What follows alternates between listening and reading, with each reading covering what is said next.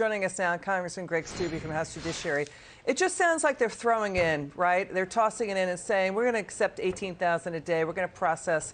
It is so dangerous. We had a guardsman, a National Guardsman, drown trying to rescue drug traffickers. We have illegal immigrants drowning in the river. We have, I hate to say it, it's graphic. I'm not going to say it, what's going on to illegal immigrants who make the dangerous journey. Thousands die. It seems like this cavalier attitude that doesn't matter, Congressman. Your reaction? Yeah, because they don't care about what the American people care about, and that's the safety and security of their families and their communities and the American people. They want to let as many people into this country as possible, and then they just catch and release them. And those are the ones that they actually release. Over 2 million illegal immigrants have entered this country since Biden has been in office, way more than records. We're like last month was over 500% what it was in 2020, just for the numbers in March. These are record numbers that we're seeing. And when this Title 42 gets lifted, the Secretary himself is saying 18,000 a month. They can't handle that. Why is that being normalized? But why is that being normalized? Because that's what the Biden administration has to do to try to convince the American people. There's no crisis, there's no issue, there's no big thing happening at the border. But the American people are smarter than that. The American people see surging crime. They see fentanyl overdoses all across their communities. Lawlessness. This is about breaking the law. This is breaking immigration and border security laws that Joe Biden was for, Hillary Clinton was for, Dianne Feinstein, Barack Obama. They all said we need stronger border security. Let's listen again to the fireworks at DHS Secretary Mayorkas today before House Homeland Security. Watch this. Next year, if we have the majority in this committee, which we shall, you're still in office, you'll face impeachment.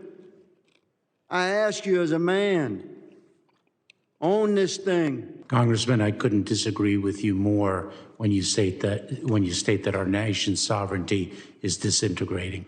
What information do you have in your possession that your frontline agents don't have? Because there's not a single person on the border today that will tell you that once Title 42 is lifted, they won't lose operational control as part of the border. What you have identified as estimates of what we will encounter at the border are not estimates of what we will encounter. Last year, with the same resources, they only deported 59,000.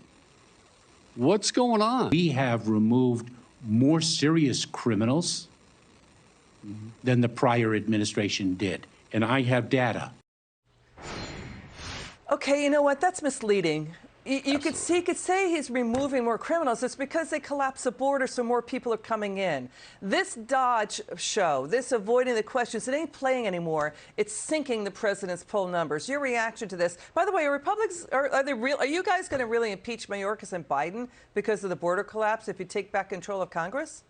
Look, this administration, Mayorkas and Biden, are deliberately and intentionally violating federal law on our border. They're doing it every single day, and they're doing nothing to stop it. And in fact, they're encouraging the behavior. They're transporting illegal immigrants all across this country in violation of the laws that Congress put in place. They impeached Trump over a phone call to the Ukrainian president, and these leaders, Biden and Mayorkas, are violating federal law intentionally on the border. So absolutely, the judiciary.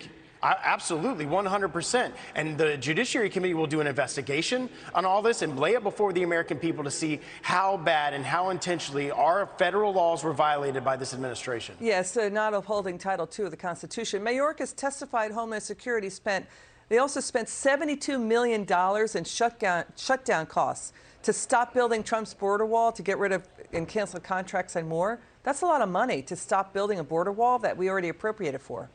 Yeah, we already appropriated for it. The money was there. The supplies were there. We could have finished it in several months after Biden took office, and they refused because their policy is open borders, allow as many people into this country as possible. They don't care about American families. They don't care about the 42 terrorists on terrorist watch list that they've let into this country. They care about power, and their number one bills in both the House and the Senate is to allow any person that's in this country to vote. So they're allowing all these illegal immigrants to come in and then try to pass their number one bill to allow them to vote. All right. We've got Congressman Katko. We just showed Congressman Katko on camera moments ago grilling Secretary Mayorkas. Congressman, thanks for joining us on the phone. What was your reaction to Mayorkas' testimony today? Well, quite frankly, I thought it was stunning because it just does not comport with reality. We've been down to the border multiple times, and there's not a single Border Patrol agent who says anything other than the border is out of control. And when they yanked Title 42, they're going to lose operational control of the border completely. And the only person who's saying otherwise is Mayorkas. And it's really kind of stunning that he's not listening to the frontline troops. It's kind of like a general ignoring completely what the soldiers are saying in the foxhole. And that's exactly what's going on. And it really goes to show you how political it's become at the border. It's really, really too bad. You know, Gallup polls, Civics poll, we've got another poll coming in from Morning Consult. The president is deeply underwater. Democrats and Republicans across the nation say what's going on is wrong. And the president, Congressman Katko, he's not just president of one caucus. He's also president of the border states. Their governors warning the situation is desperate. Their neighborhoods and communities hit with rising crime, robberies, carjackings, destruction of property, home invasions. Talk to us about this. There's apparently a shortage of detention centers, a shortage of buses and air flights to move these migrants, these illegal immigrants out. They've got nowhere to go, so they're stuck in these local border towns, and they can't handle it. What are you hearing? Well, think about that, right? You're exactly right. Now, that's the current situation where they have anywhere from 5,000 to 7,000 people a day crossing the border. And that's with Title 42 being utilized.